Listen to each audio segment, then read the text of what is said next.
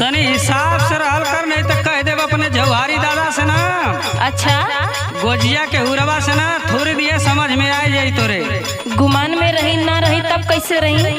कुछ हमके आज ले दहले हवा। हाँ, हमारे जवारी दादा का मोछ बड़ी टाइट रहले, गोजिया उनका टाइट रहले। सुना तनी ढेर बोलत हवा तू। ना लिया के देले ही। सुना मत बतिया, सुना ता केकर हवी? सुना बतावत है ना, सुना बताओ तो।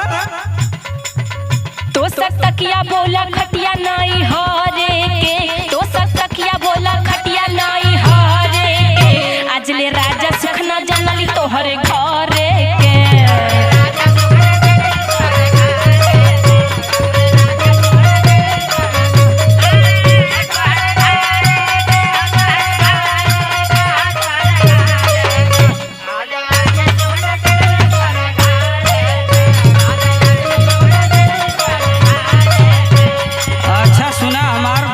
सुनावत हूँ। हाँ, ऐसे सुनाइबू ना।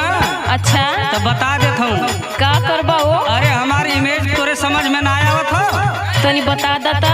अरे बाबूजी हमार इतना मेहनत करके पढ़ौना, हम इलाहाबाद यूनिवर्सिटी में पढ़ले। देखा थिला भाई चरावे जाला। सुन हमार बात। बोला। धन मनावा शादी कैली हम पढ़ाई में, धन मनावा शादी कैली हम पढ़ाई में, हमरे जैसन कोई ना मिली है महंगाई में।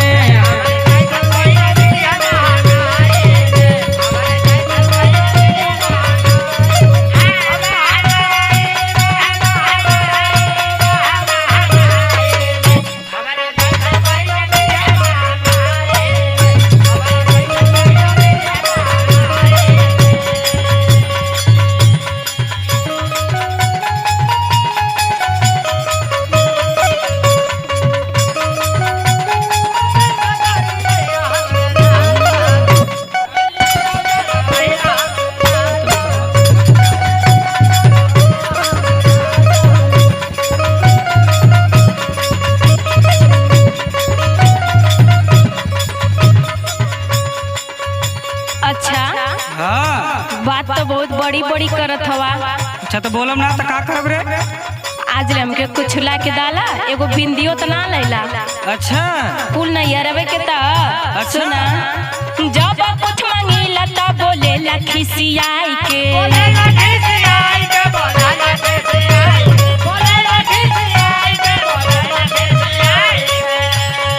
अपना मन से कुछ नहीं दी हलालियाई के।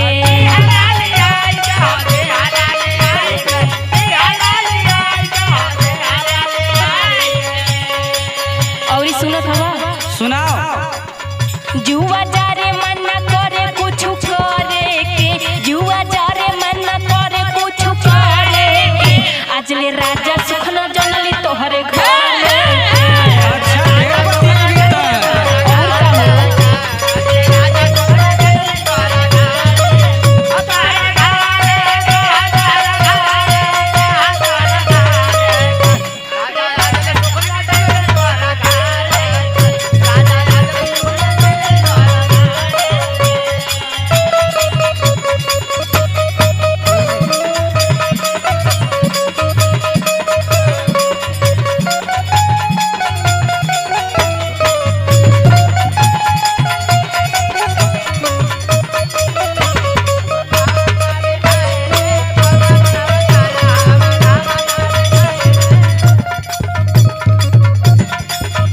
अच्छा हम तो के निक बात कहिला तो बहुत जहर लगेले।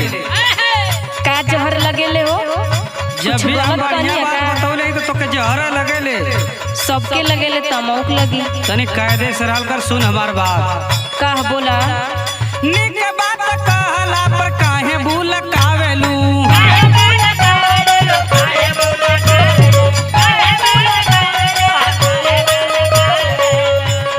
फोनवा पर अपने माई बाबू से बतावेलू।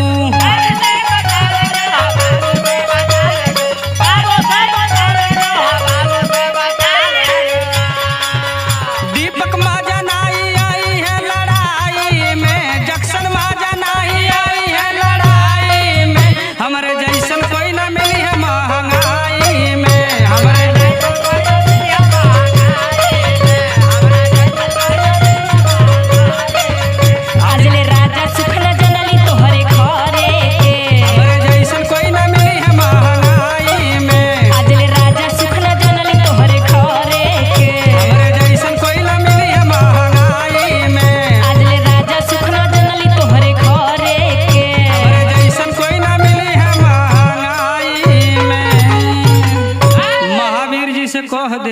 परेशान करब तो चल जाओ।